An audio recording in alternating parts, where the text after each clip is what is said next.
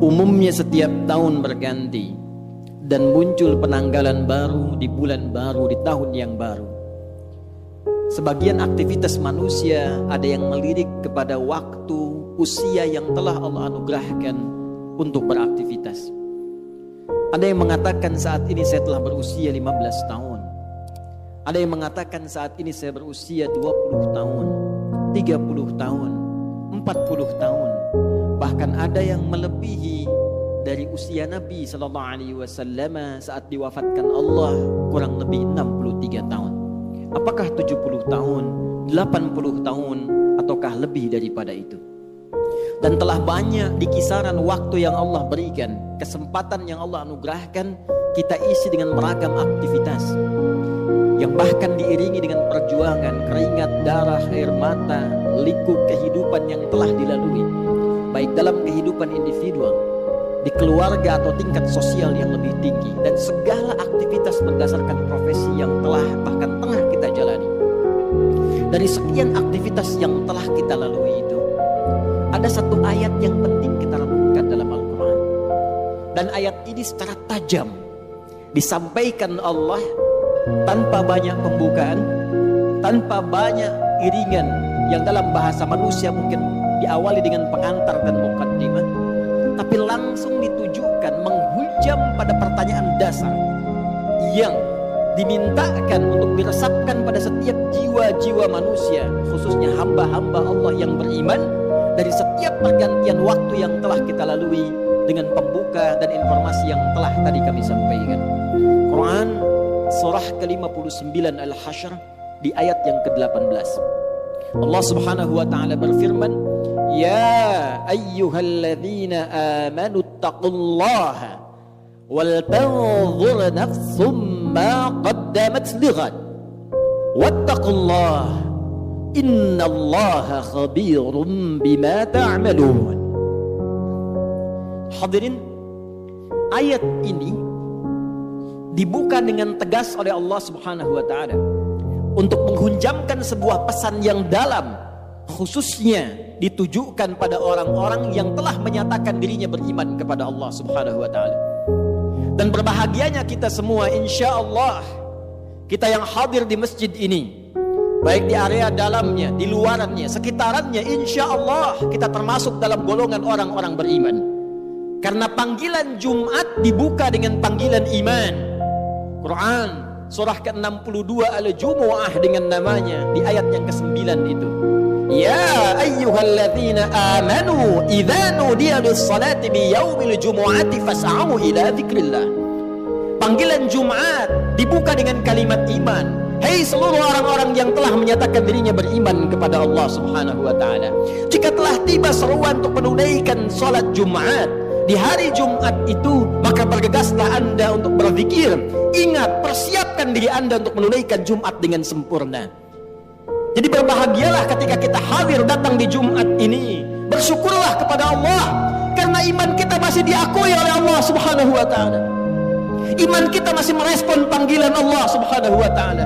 Dari sekian hamba-hamba Allah, bahkan yang mengatakan dirinya beriman sampai Jumat ini, kita yang terpilih dan berada di masjid ini.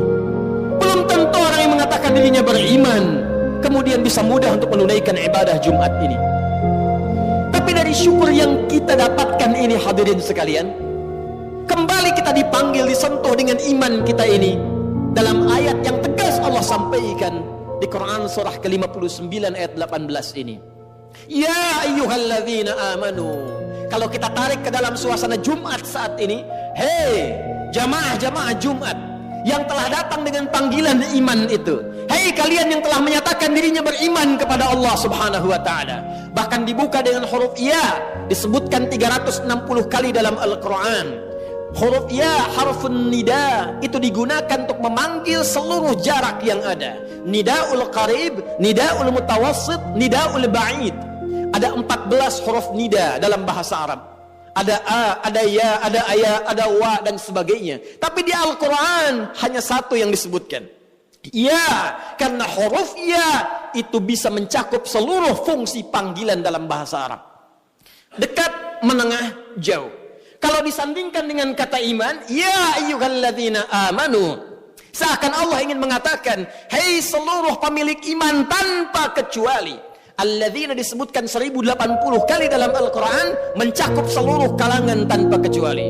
Besar, kecil, tua, muda, sepanjang dia merasakan dan mengakui dia punya iman. Kata Allah, hei para pemilik iman, yang mungkin diantara kalian kualitas imannya beda-beda. Ada yang kalian imannya kuat sehingga kedudukannya merasa dekat denganku. Jangankan dipanggil dalam salat fardu, bahkan sebelum datang fardu tergerak menunaikan salat sunnahnya. Bahkan sebelum datang subuh sudah bangun untuk tahajudnya. Bahkan tidak menunggu Ramadan, Senin Kamis dia kerjakan sunnahnya. Ayamul bid dia tunggu-tunggu walau belum tiba waktunya. Yang dekat dengan Allah. Ada yang biasa-biasa mutawasit menengah, salat nunggu fardu, puasa nunggu Ramadan, tapi iman masih melekat dalam dirinya walaupun keadaannya di tengah-tengah hubungannya dengan Allah Subhanahu wa taala. Ada yang ba'id, mungkin merasa jauh karena maksiat yang banyak dikerjakan, tapi masih menunaikan salat walau terlambat, masih ingin mengaji Al-Quran walau kadang-kadang. Demi Allah saya katakan, sifat Rahman Allah menjadikan baik yang imannya kuat, menengah ataupun jauh disamakan oleh Allah Subhanahu wa taala dengan panggilan ini. Seakan Allah ingin mengatakan, saya tidak peduli sepanjang kalian masih ada iman dalam jiwamu dan datang memenuhi panggilanku, maka aku akan jadikan yang jauh aku dekatkan, yang menengah aku lekatkan, dan yang dekat aku semakin berikan kedudukan di sisiku. Maka berbahagialah ketika ada panggilan kita respon. Itu cara Allah untuk meningkatkan keimanan kita dan mendekatkan kedudukan kita dengan Allah Subhanahu wa taala. Karena itu, sebelum masuk kepada inti penjelasannya, Allah tegaskan dengan menggunakan kata ayyuha, disebutkan 150 kali dalam Al-Quran. Ayyuhnya munada berfungsi taukid untuk menguatkan pesan, haknya tanbih untuk mengingatkan. Seakan Allah ingin sampaikan, aku ingatkan ya, tanamkan pesan ini dalam jiwamu yang paling dalam. Ada hal yang penting yang akan aku sampaikan, yang dengan itu akan meningkatkan iman kalian dan mengangkat derajat kalian di hadapanku, kata Allah Subhanahu wa taala. Ya ayyuhalladzina amanu, hai semua orang yang merasakan beriman, mengaku beriman, baik hubungannya dekat, jauh atau menengah, ittaqullah, tingkatkan takwamu kepada Allah. Cek keadaan takwamu, cek kuota takwamu, cek pulsa takwamu, cek bekal takwamu. Kenapa ini penting kata Allah disampaikan? Inilah selanjutnya evaluasi tajam yang dihujamkan dalam hati kita. Perhatikan kalimatnya. Wal tanzur nafsum ma qaddamat lighad. Tingkatkan takwamu kepada Allah. Kenapa takwa ini penting ditingkatkan? Kata Allah, coba cek diri kalian yang telah lama menjalani kehidupan. Mungkin ada yang belasan bahkan puluhan tahun, bahkan lebih daripada batas kuota yang barangkali standar kehidupan manusia. Ada yang di atas 100 tahun. Kata Allah, coba dicek selama mengalami perjalanan hidup itu, setiap perganti tahun, datang tahun baru, datang tahun yang baru lagi, datang tahun yang baru lagi. Kata Allah, pernahkah terbersit dalam benakmu, dalam jiwamu, persiapan untuk menyongsong datangnya ghad? Pagi ini sebelum Jumat, saya ingin menguatkan informasi seputar ayat ini. Satu ayat saja. Saya baca 4 kitab tafsir tadi pagi. Dari mulai Tafsirul Quranil Azim karya Ibnu Katsir rahimahullah, Mafatihul Ghaibnya Ar-Razi, Al-Kasyafnya Zamakhsyari, sampai Tafsirul Wasitnya Muhammad Sayyid Tantawi. Demi Allah kami katakan, dari 4 kitab tafsir ini semuanya satu kata dalam menafsirkan ayat ini, dan tidak ada ikhtilaf, perbedaan pendapat di kalangan para ahli tafsir. Semua mengatakan yang dimaksud dengan ghad di sini yaumul qiyamah. Yaumul qiyamah. Tibanya hari kiamat, tibanya hisab kita di hadapan Allah Subhanahu wa taala. Dalam bahasa bebasnya tapi lugas dan tegas, seakan Allah ingin mengatakan, "Hei, kalau besok kamu dihisab dari pergantian waktu yang telah kami lalui, dari masa yang telah kami berikan kepada kalian, dari setiap perganti tahun, tahun baru, tahun baru, tahun baru, kalau tiba-tiba besok kiamat, bekal apa yang telah kamu siapkan untuk menjunjung itu? Bekal apa yang telah kamu hadirkan untuk menghadapi hari kiamat itu?" Karena itu semua mengatakan, diungkapkan dengan kalimat ghad. Bisa Allah menyampaikan, ya ayyuhalladzina amanu taqullaha wal tanzur nafsum ma qaddamat liyaumil qiyamah. Tapi kenapa Allah mengatakan ghad? yang dalam bahasa kita diartikan besok. Semua ahli tafsir mengatakan litaqrib, untuk menghunjamkan ke dalam jiwa kita rasa seakan itu. Bayangkan kiamat kalau besok terjadi di hadapan kita. Bekal apa yang kita bawa?